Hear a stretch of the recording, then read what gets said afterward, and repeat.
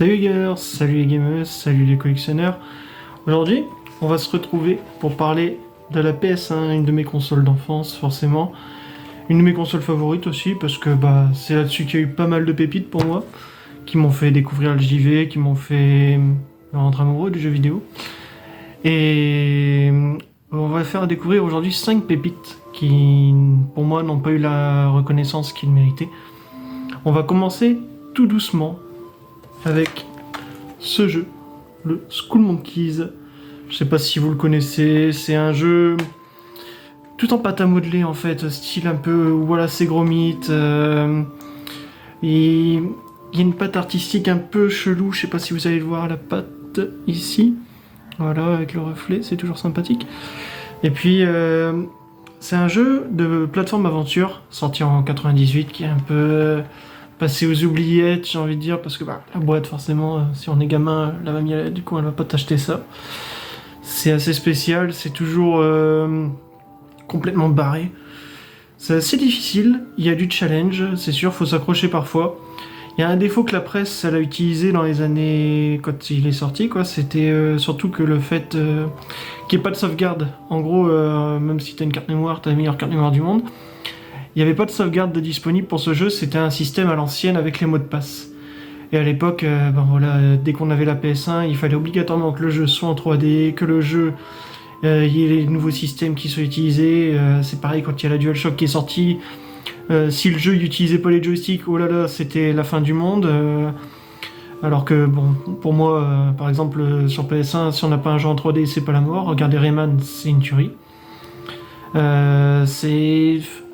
Il est tombé dans les oubliettes, je trouve. C'était DreamWorks Interactive qui s'en occupait, tiens, c'est assez atypique. C'était la suite d'un jeu PC qui s'appelait Neverroad, un point and click qui n'a pas du tout marché par chez nous. Aux US un petit peu, mais pas du tout par chez nous. Il n'y a jamais eu d'idée de remake, tout ça. Et ce qui est bête, c'est que ce jeu-là n'a pas marché, mais que la même année ou un an avant, je crois, il y a eu Medieval, et lui, il a marché comme je sais pas quoi. Donc, beaucoup de gens connaissent Medieval, mais peu de gens connaissent Skull Monkeys. Skull Monkeys, c'est un bon jeu PS1, moi je trouve. Après, malheureusement, maintenant, il s'est rarifié, on va dire. Donc au niveau des prix, tout ça, je suis pas trop pris. Moi par exemple, ma limite quand je me lance dans le rétro, c'est que le jeu je l'achète pas plus cher qu'à son jour de sortie. Par exemple, un Castlevania Symphony of the Night, je mettrai jamais au-dessus de 60 € pour l'avoir. Je sais que du coup c'est un peu plus compliqué pour moi. Mais c'est ma logique, elle est comme ça. Et le souci c'est que le Skull Monkeys, en ce moment, il commence à grapper un peu. Tout ce qui est play en bon état, complet, ça y est, ça commence à grapper. Moi j'ai de la chance, c'est le mien de mon enfance, donc je suis pas embêté à ce niveau-là. Et c'est un jeu que je vous conseille vraiment si vous avez aimé.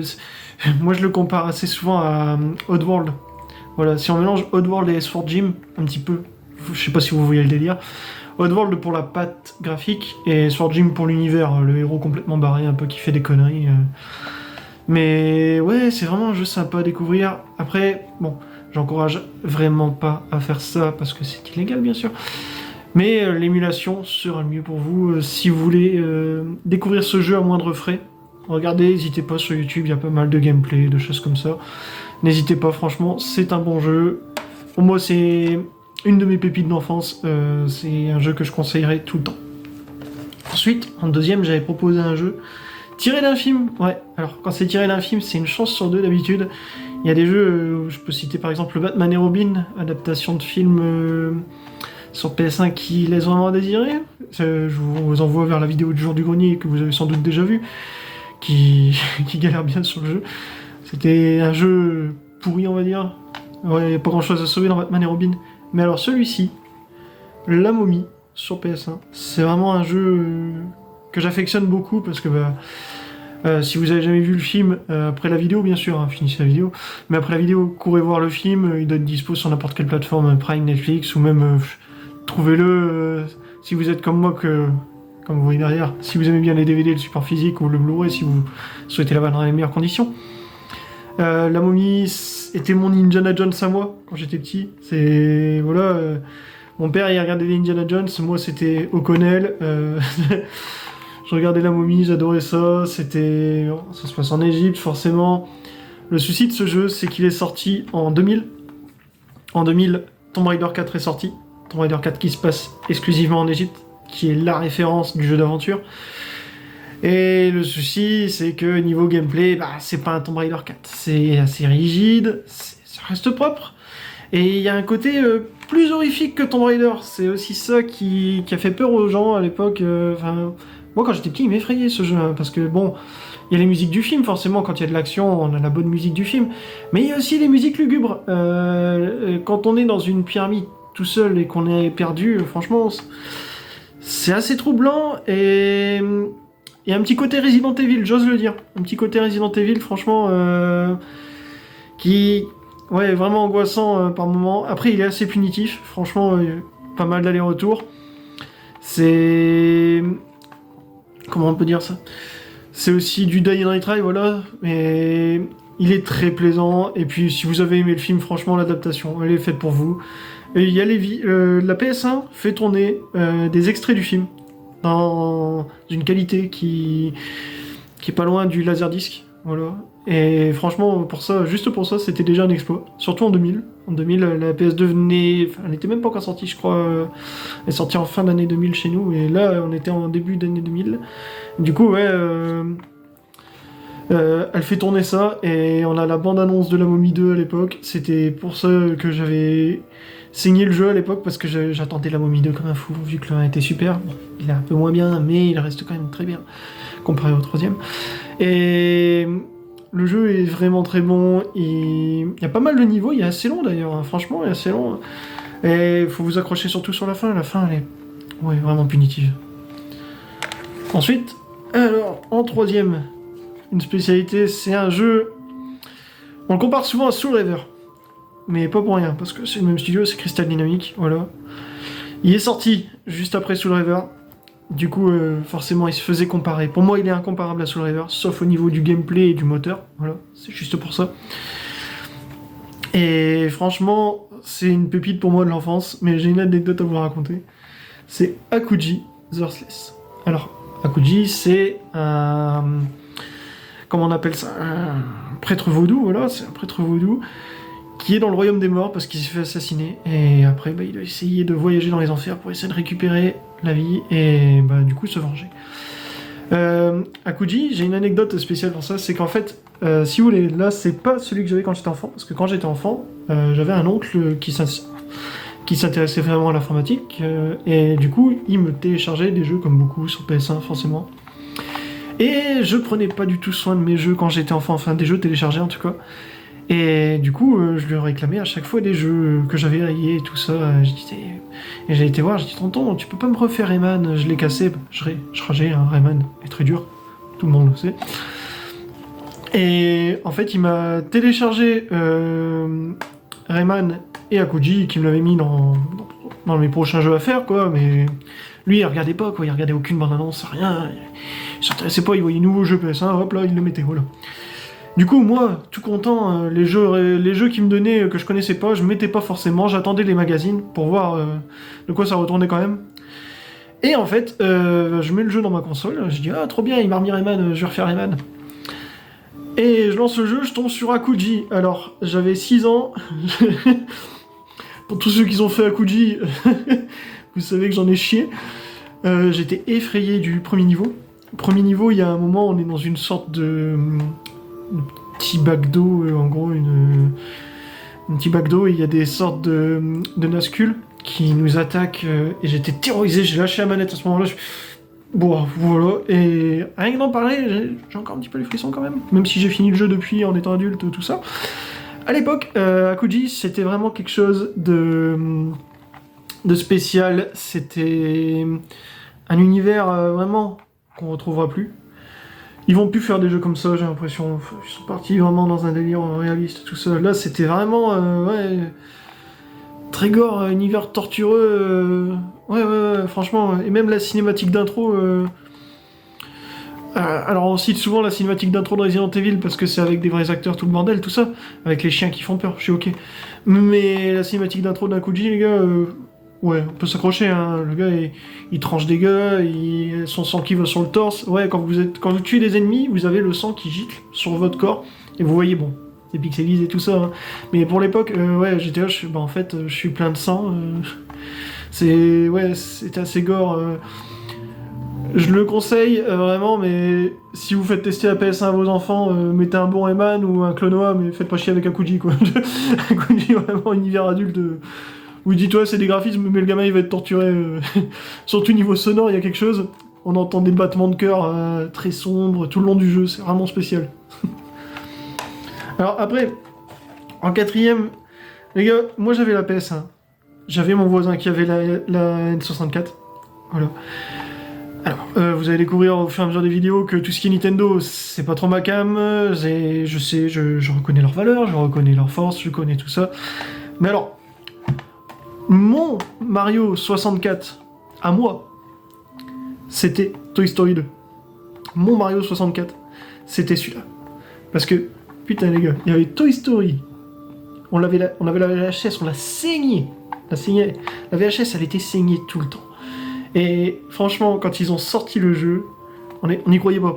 En fait, je sais pas si vous avez vu le dessin animé, mais dans le dessin animé, au début, il y a Rex, le dinosaure, qui joue à un jeu où on contrôle Buzz l'éclair. Voilà, il joue à un jeu vidéo comme ça.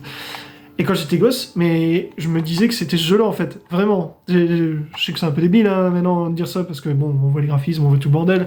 Je vais vous montrer un peu derrière, c'est pas le truc le plus fou qu'on ait vu. Et... ce jeu, c'est une pépite, parce qu'on contrôle Buzz l'éclair. Il y a les voix françaises, il y a les musiques officielles, il y a les décors du dessin animé. Le niveau 1, par exemple, c'est la maison d'Andy. On se balade dans la chambre, on se balade au grenier, on se balade dans le garage, on est partout. Il y a un niveau Pizza Planet, on est au Pizza Planet. Il y a un niveau chantier, parce qu'à un moment, on voit des travaux à côté. Ben, ils ont fait tout un niveau là-dessus. C'est une sorte de Mario 64, on doit chercher les étoiles. Sauf que là, c'est des jetons de Pizza Planet. Pour débloquer le niveau d'après, il faut, on va dire, 60% des jetons. Toujours, après il y a un taux de complétion à 100% forcément. Il faut faire des actions, comment on appelle ça, des actions particulières, des mini-boss aussi, par exemple au grenier dans le niveau 1, il y a un mini-boss en haut, c'est des figurines, des choses comme ça. On retrouve tous les persos du dessin animé dans chaque niveau, il faut trouver toutes les pièces pour le cochon, Rex il vous demande à chaque fois un service, la bergère elle a perdu ses moutons, faut trouver ses moutons. Et j'ai une anecdote particulière si vous voulez pour ce jeu, c'est que j'ai un pote qui était venu à la maison. C'était à l'époque de la PS4, je me rappelle. Et j'aime bien avoir à chaque fois les AAA qui sortent, tout le bordel. Et je lui montre, je sais plus, le dernier Assassin's Creed ou le dernier Uncharted 4, je crois, il venait de sortir, c'était ça. Et le gars, je lui montre ça, je dis, ouais, tu veux tester ça. La première chose qu'il me demande, parce qu'il avait vu, j'avais une collection rétro, PS2, PS1, PS3, tout ça. Et là, il me dit... t'as pas Toy Story 2 sur PS1 parce que j'ai envie de me le refaire, je le trouve nulle part. Je suis putain, tu te fous de ma gueule quoi, j'ai les plus gros AAA, tout ça. Et le gars vraiment, dans la collection, je sais pas combien de jeux, il a passé l'après-midi chez moi à jouer à Toy Story 2. Et c'était une de ses plus belles après-midi. Je le salue dans cette vidéo, franchement, je suis sûr qu'il va regarder, il va se reconnaître, il va être mort de rire. Et il a passé une des meilleures après-midi sur Toy Story 2 alors que j'avais tous les AAA qui venaient de sortir. Comme quoi la PS1, la nostalgie, ça joue vraiment. Et je le conseille pour tous ceux qui avaient la N64, qui n'avaient pas la PS1 à l'époque, jouer à Toy Story 2. Surtout qu'il est disponible sur PS4 avec l'abonnement en premium, ou même vous pouvez le télécharger sur le Play Store. Ils l'ont remasterisé, bon c'est un lissage HD, hein, attendez-vous pas un truc de ouf, mais niveau gameplay ça tient toujours la route, c'est du Mario 64. Et ils ont ajouté une liste de trophées, donc pour tous les platineurs, allez-y, c'est là pour. Et pour finir cette vidéo, je voulais parler d'un jeu que j'ai découvert grâce à une bande-annonce qu'on avait sur les cassettes VHS qu'on louait. J'avais loué une cassette VHS du même nom que le jeu à l'époque, et il y avait la bande-annonce du jeu, je ne connaissais pas du tout, je savais pas qu'ils allaient faire un jeu de ça. Pour moi, c'était que des point and click sur PC, donc j'avais pas accès parce que j'avais que la PS1 à l'époque. J'avais un ordinateur, mais c'était un ordinateur de bureau si vous voulez, il lisait pas les jeux, ça servait à rien de mettre des jeux dessus. C'était un Windows 95, voilà, pour les anciens, si vous connaissez. Et il y avait ce jeu, Scooby-Doo et Cybertruck, qui passait en bande-annonce dans cette VHS. Alors, à l'époque, je l'avais trouvé en loose dans une braderie. J'ai mis peut-être... ouais, parce que je le retrouvais toujours en occasion, hein, forcément, le jeu. Mais je voulais le compléter moi-même, en fait. J'avais mon jeu en loose, et je voulais trouver la jaquette, trouver la notice moi-même. Je vais vous montrer, hop. Il y a bien la notice, ça c'est le jeu en loose que je possédais, et du coup j'ai reconstitué mon jeu moi-même, j'ai trouvé une boîte qui était d'un jeu de rallye que j'affectionnais pas forcément, et voilà, j'ai remodelé mon jeu. Et ça, c'est une victoire. Parce que je sais pas si ça vous fait cet effet-là, par exemple, vous aimez bien avoir vos jeux d'enfance. Par exemple, beaucoup de gens me disent oui, je veux les FF que j'avais sur PS1, je veux les Megaman, qu'ils ont pris une cote forcément maintenant. Et du coup, des fois ils rachètent le jeu 80 balles, 100 balles. Bon, les FF c'est un peu moins, c'est 40, 50 euros en moyenne. Je sais pas du tout, j'ai pas suivi. En fait, depuis que moi je les ai, j'ai plus suivi l'évolution de la cote. Et ils disent, bah, je l'ai, mais c'est pas le mien. C'est pas mon jeu en fait, c'est pas... J'ai eu ça avec les Crash Bandicoot, parce qu'à l'époque, bon, quand je voulais la PS2, j'avais dû revendre mes Crash Bandicoot forcément, et... J'ai eu ça de... J'ai les Crash Bandicoot, je les ai retrouvés, mais c'est pas les miens, y a pas le... Y a pas le... Comment je peux dire ça? Y a pas la petite rayure sur la jaquette que j'avais, il n'y a pas le petit pli dans la notice que moi j'avais, il n'y a pas la petite rayure sur le CD qui gênait pas la lecture, hein, mais il y avait une rayure à cet endroit-là, et c'était la mienne, c'était ma rayure parce que j'avais laissé le jeu traîner. C'était pas mon jeu, tandis que là c'est mon jeu, c'est le mien, et ça c'est une petite victoire à la con, hein, mais ça me fait vraiment du bien. Après, concernant le jeu, bon, vous allez voir derrière les graphismes, c'est sorti en fin de vie de la PS1, je crois que c'est du 2001, ça, ouais, c'est du 2001. Malheureusement, la PS2 était sortie. Ils réinventent pas la formule, mais il est très sympa. C'est un jeu dans l'univers de Scooby-Doo, et c'est pas un point and click comme on voyait souvent sur PC, c'est un jeu de plateforme. Et chaque monde, c'est par rapport à une aventure qu'on a vue dans un épisode. Oui, il y a le nom de la Cybertruck, oui, forcément. Mais il y a 5 mondes, en fait. Vous voyez un hub à la Crash Bandicoot 3, par exemple, même plus le 2, limite. Et en fait, chaque monde est une aventure différente. Alors, il y a le monde des samouraïs, il y a le monde dans les forêts, il y a le monde sous-marin, il y a tous les mondes différents, et dans chaque monde, il y a le boss final. À chaque fois, c'est par rapport à un épisode de Scooby-Doo et tu, forcément l'animé qu'on regardait quand on était gosse. Et le 5e monde, c'est Scooby-Doo et la Cybertruck. Voilà, donc le jeu porte ce nom parce que le dessin animé est sorti à ce moment-là. Mais il y a quelque chose... qui est vraiment sympa, on retrouve notre Scooby. Quand j'étais gosse, franchement, c'était un jeu que j'idolâtrais. Bon, maintenant, oui, ça vieillit, mais c'est un jeu, je trouve, on n'en parle jamais. Et puis, il y a vraiment quelque chose de spécial dans le jeu, c'est que chaque fois, ça réinvente pas la formule, comme je dis toujours, mais il y a les voix françaises, il y a le rire de Scooby quand il ramasse une vie, par exemple. C'est des petits trucs à la con, mais ça reste en tête. Et franchement, c'est un jeu que... je vous conseille vraiment si vous avez jamais fait, parce que je sais qu'il est passé à la trappe. Tout le monde était déjà sur PS2, et puis quand ils voyaient un jeu de plateforme sur PS1 tiré d'un dessin animé, les gens ils étaient là, ouais, c'est pas Disney, ouais, pourquoi pas, mais j'attendrai que ça baisse. Et en fait, ils le rachètent jamais, ou alors ils l'ont acheté et ils n'y ont pas joué. D'ailleurs, dans cette sélection, n'hésitez pas à me dire si c'est des jeux des fois que vous avez dans la collecte et que vous avez pas joué, parce que ça arrive souvent. J'ai beaucoup de gens qui me disent ah, la momie, ah ouais, j'avais le 2 je crois sur PS2, et le 1 je savais même pas qu'il était sorti. Et d'ailleurs, je peux vous montrer maintenant, parce qu'on a fini la sélection des 5 jeux. Le La Momie, il commence un petit peu à côté, à cause d'un truc à la con. Konami, voilà. Je suis sûr que c'est à cause de ça, pour moi, parce que le jeu, moi, il n'y a pas si longtemps, je le trouvais dans les 5-10 euros grand max, en bon état, et j'ai l'impression que maintenant, ça y est, marqué Konami, ça grappe à 80 € pour un jeu Play 1. Alors oui, les jeux Play 1, ok, pour leur rareté, tout ça, même si pour moi... le rétro gaming, ça commence à devenir un peu n'importe quoi, mais bon, ça sera un autre sujet pour une autre vidéo, on en parlera le temps voulu. Bon, du coup, je vous ai présenté 5 jeux qui étaient sous-cotés pour moi. N'hésitez pas, surtout dans la barre des commentaires, à me présenter 5 jeux que vous trouvez sous-cotés également, ou à faire un top 5 de vos jeux PS1, enfin, on en refera... il y aura des vidéos prochaines là-dessus, sur ce sujet-là, sur les autres consoles, PS2, PS3, PS4, Nintendo DS aussi, parce que... et Game Boy Advance aussi, parce que j'ai beaucoup aimé Nintendo à cette période-là, en console portable. Je vous reparlerai sans doute de la N64, de la Super NES, tout ça, parce que... malheureusement, j'ai jamais été dans leur camp, si on peut appeler ça un camp. J'aurais été du côté Mega Drive PlayStation. Et je vous montrerai mes comparatifs à moi. Je vous montrerai, pardon, mes comparatifs à moi. Et sur ce, faites tourner les joysticks. À plus, on se retrouve pour des prochaines vidéos.